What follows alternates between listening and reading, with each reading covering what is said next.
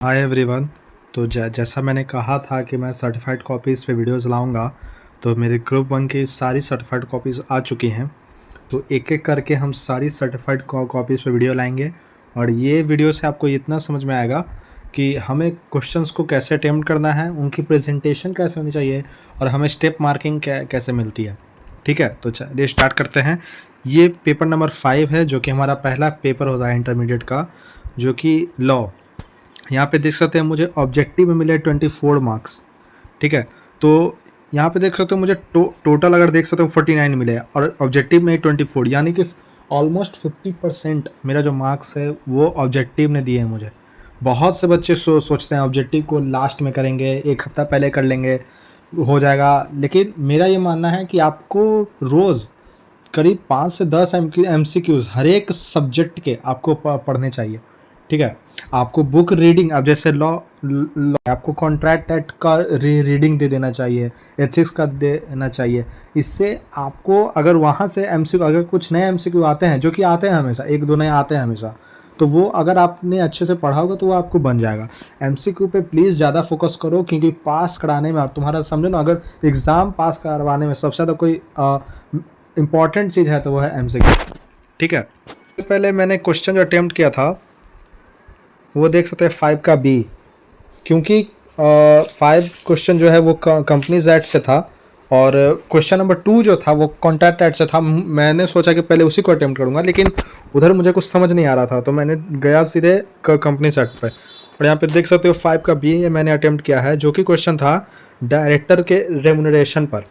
ठीक है, मैंने आपको स्टडी में बताया था कि डायरेक्टर बहुत इंपॉर्टेंट है लॉ में, उससे करीब 21 मार्क्स के आते हैं और मैं बताऊंगा आपको। यहाँ पे देख सकते हैं रेमुनरेशन का है, मैंने रेमुनरेशन का लिख दिया कि मींस जो भी डायरेक्टर को मिलता है। मैंने कंपनीज एक्ट्स के बारे में लिख दिया, फिर मैंने टोटल रेमुनरेशन, यानी कि जितना कैलकुलेशन होता है, कितना मिलना चाहिए, कितने लिमिट में मिलना चाहिए और इससे एक्स्ट्रा के क्या मिलता है, यहाँ पे देख सकते हो मैंने लिखा, एक्सेप्शन में मैंने लिखा। लेकिन यहाँ पे देख सकते हो मुझे यहाँ पे मिले 0.5 मार्क्स, यहाँ पे मिले 1.5 मार्क्स और यहाँ पे 1.5 मार्क्स, टोटल मुझे मिले हैं 3.5 मार्क्स। आप कहोगे मैंने एक पेज लिखा है, ठीक है, मैंने पूरा एक पेज लिखा है, मैंने रेमुनरेशन को पूरा एक पेज दिया है, फिर भी मुझे सिर्फ 3.5 मार्क्स मिले। इसीलिए क्योंकि देख सकते हो मैंने जो लिखा है ना, अगर मॉड्यूल में देखोगे रेमुनरेशन के 4th पैराग्राफ से मैंने लिखना स्टार्ट किया। ऊपर के जो 3 पैराग्राफ है ना वो भी इम्पोर्टेंट होते हैं।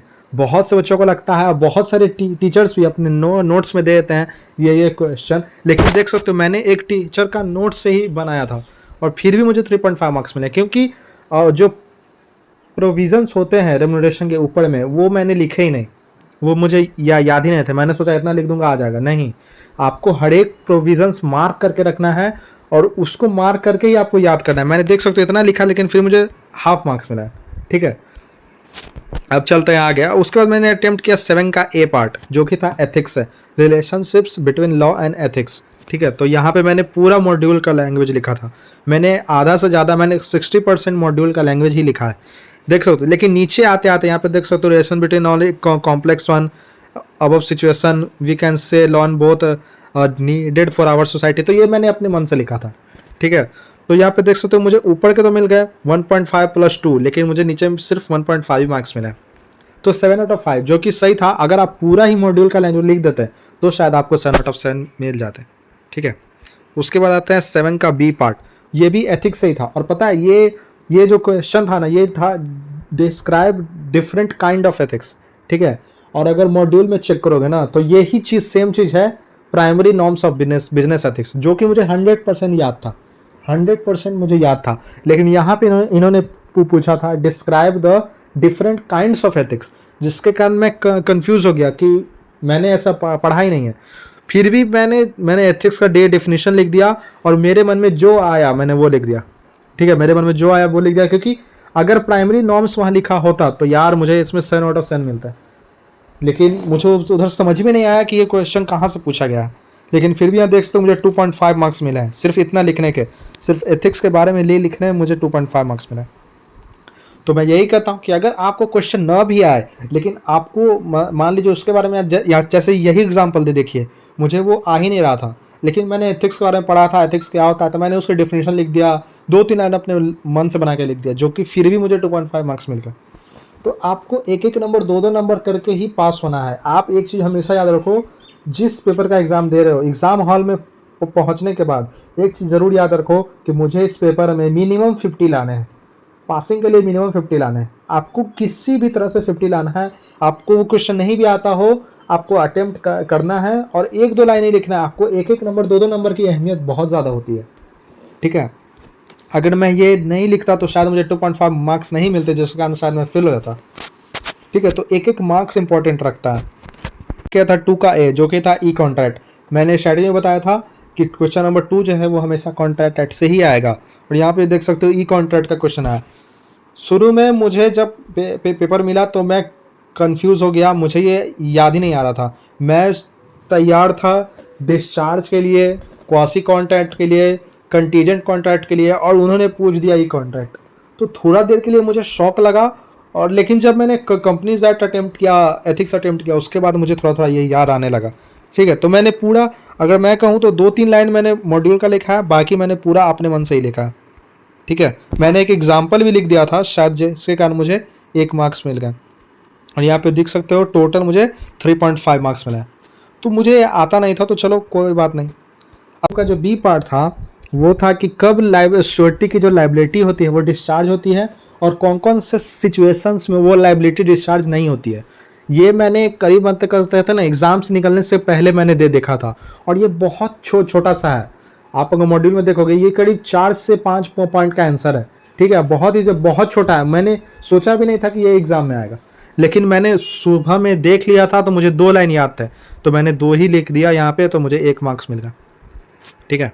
उसके बाद मैंने अटेम्प्ट किया के, ठीक है, 8 का बी पार्ट, जो कि डायरेक्टर से था। मैंने कहा था डायरेक्टर आता है, और डायरेक्टर से 21 मार्क्स का आता है, ये मैंने कहा था। यहाँ पे देख सकते हो क्वेश्चन नंबर 8 का बी पार्ट जो है वो भी डायरेक्टर के केस स्टडी से ही आया था, जो कि हर बार डायरेक्टर से ही आता है। तो यहाँ पे ये था कि केस स्टडी ये दिया हुआ था कि रिमूवल ऑफ डायरेक्टर के कॉन्सेप्ट से था, कि उसको रिमूव कर दिया गया है, तो क्या ये सही है या गलत है। तो यहाँ पे सबसे पहले तो आपको प्रोविजंस लिखना है, ठीक है। आपको सबसे पहले प्रोविजंस लिखने हैं, जो भी रिमूवल ऑफ डायरेक्टर के प्रोविजंस हैं मैंने लिख दिए। शुरू के 2 पैराग्राफ मैंने वही लिखा है, ठीक है। यहाँ पे देख सकते हो मैंने पूरा ये लिखा है। अब यहाँ से मैंने however in this case the tribunal removed director, then he can not be appointed again as director for 5 year from the expiry of the order of the tribunal, ठीक है। इन द गिवन केस, मैंने ऐसे कर करके लिखा, देखो, but in the light of our provision.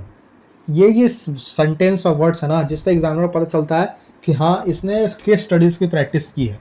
और मेरा मानना है कि आप लोग केस स्टडीज़ को ज़रूर अटेम्प्ट करो, और केस स्टडी तो आपकी प्रायोरिटी होनी चाहिए, क्योंकि यहाँ नंबर उठते हैं अच्छे, ठीक है। मैं देख सकते हो मैंने अच्छे से लिखा भी नहीं, मैंने रिमूवल के और भी कई सारे प्रोविजंस हैं, मैंने उतना लिखा ही नहीं था, ठीक है। यहाँ पे देख सकते हो मैंने उतना लिखा नहीं, मैंने 2 से 3 पैराग्राफ लिखे, और उसके बाद मैं सीधा गया, जो भी वहाँ लिखा था केस, मैं उस पर गया।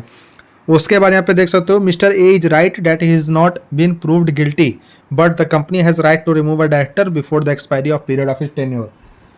तो और फिर लास्ट में लिख दिया so the removal of A is valid and the temporary appointment of mister B is also valid. तो यहाँ पे देख सकते हो 7 आउट ऑफ 5.5 मिल गया मुझे, जो कि अभी तक सारे थ्योरी में से सबसे ज़्यादा है, ठीक है। तो केस स्टडी अटेम्प्ट करो, केस स्टडी में मार्क्स अच्छे उठ सकते हैं। केस स्टडी कुछ होता नहीं है, जो तुम्हारे डायरेक्ट को क्वेश्चन है, जैसे रेम्यूनरेशन है या फिर रीअपॉइंटमेंट है, तो यही चीज़ है केस स्टडी। बट उसको तुमको एक कहानी 2 पर्सन को ला देंगे और कहेंगे कौन सही है कौन गलत है।